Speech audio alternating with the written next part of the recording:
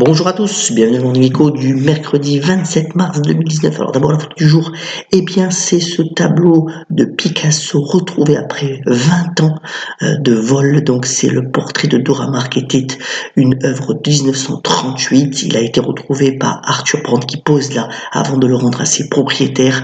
C'est un tableau estimé à 25 millions d'euros. Sur le point de vue des marchés financiers, vous voyez hier que finalement on a eu plutôt une hausse des indices boursiers avec les autres agrégats qui n'ont pas vraiment bougé. C'est le pétrole qui a rebondi suite au fait que la Russie est promis de baisser lui aussi ses quotas de production dans un contexte où la confiance des consommateurs américains marque le pas. C'est le quatrième mois sur les 5 derniers où cette confiance baisse, mais pour le moment les marchés actions n'en font pas tant état.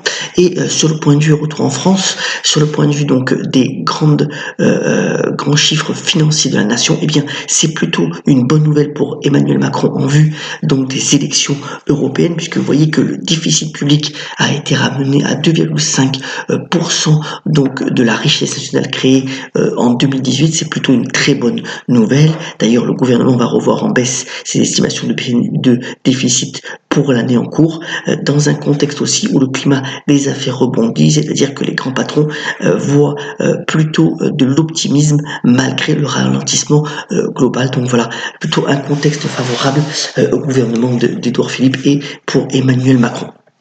L'autre nouvelle aussi, sur le point de vue des pays émergents, je voulais souligner ce matin, d'abord, c'est encore une fois l'Argentine qui se bat vis-à-vis, de ce contexte économique. Alors, l'inflation qui s'emballe provoque des sorties de capitaux étrangers, puisque vous voyez que la devise argentine, donc le peso argentin, n'en finit pas de baisser. C'est le graphique de gauche. On est passé, pratiquement, il a perdu la moitié de sa valeur en quelques mois. Et puis de l'autre côté, c'est la Turquie qui veut lutter justement contre la spéculation des grands hedge funds contre sa monnaie, puisqu'il y aura des élections donc locales en Turquie ce week-end.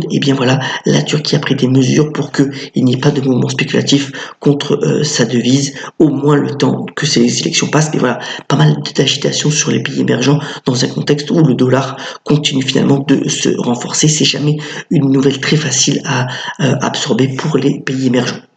L'autre nouvelle aussi assez intéressante, c'est le café, le cours du café qui n'en finit pas de baisser. Vous voyez que on est pratiquement au plus bas historique, et ce depuis 5 ans. Alors il y a deux grandes causes. La première, c'est le fait que l'offre est surabondante. La récolte de 2018 a été excellente, celle de 2019 devrait aussi être bonne. Et puis l'autre nouvelle, c'est aussi la spéculation pour le coup des hedge funds qui continuent à parier sur une surabondance de l'offre, sur de nouveaux producteurs qui montrent en puissance, comme par exemple le Kenya. Et donc voilà, un cours au plus bas. Alors faut-il s'y intéresser? C'est peut-être le cas, mais pas pour tout de suite. Laissons un petit peu une phase de stabilisation se mettre en place pour le cours du café.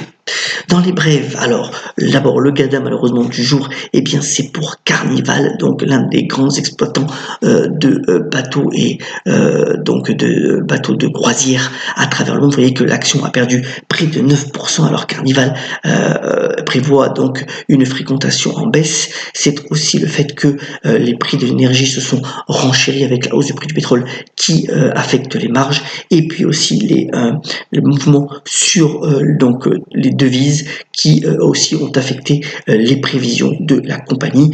Alors structurellement, la croisière reste toujours intéressante, mais vous voyez qu'elle n'est pas à l'abri de certains accidents. Bon, voilà, Carnival donc sur le marché américain qui a bien baissé hier. L'autre nouvelle aussi, plutôt une nouvelle là pour le coup optimiste, c'est Adobe, donc le groupe, vous savez, de nos fameux documents PDF et pour les artistes et autres créateurs, bien sûr Photoshop. Adobe, c'est beaucoup plus important que ça. Ils ont hier fait un sommet technologique dans lequel ils ont mis en avant un nouveau produit qui s'appelle Experience Platform, dont l'idée c'est d'agréger plusieurs applicatifs au sein d'une même plateforme, et c'est l'ambition encore de développer la base clientèle pour Adobe. Donc vous voyez, le cours a été multiplié prépare 5 dans les 5 dernières années. C'est une boîte aujourd'hui qui vaut plus de 129 milliards de dollars de capitalisation et qui continue à pousser ses pions. Là, l'objectif, c'est de concurrencer directement Salesforce sur les logiciels pour les clients. Et donc encore de fortes ambitions pour le groupe américain. Alors, autre nouvelle aussi qui est arrivée hier soir, c'est Spotify qui continue véritablement de croire au podcast. Alors, podcast de différentes manières. Ils ont fait une acquisition il y a 3 semaines. Ils renouvellent encore une acquisition. Ils vont acheter donc Parcast. Alors, Parcast est un éditeur donc de podcast qui est spécialisé sur tout ce qui est en fait crime, histoire criminelle. Alors, ils ont 2 séries phares, c'est Unsolved Matters, donc cas non résolus, et puis Serial Killers, donc l'autre série qui fonctionne bien. Alors c'est une acquisition encore pour 100 millions de dollars, donc pour la boîte suédoise qui veut véritablement se diversifier et prendre véritablement le leadership sur tout ce qui est podcast pour s'imposer aussi ce créneau, mis à part la musique. Donc, voilà, une nouvelle intéressante pour Spotify.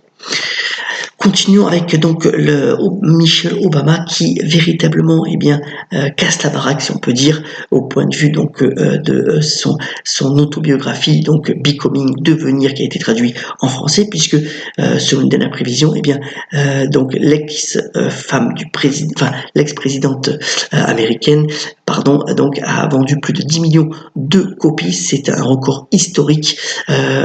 Alors pour la petite histoire, elle avait touché près de 60 millions de dollars pour publier son autobiographie, mais c'est largement rentable pour l'éditeur, puisque avec 10 millions de copies vendues à travers le monde, c'est un succès considérable.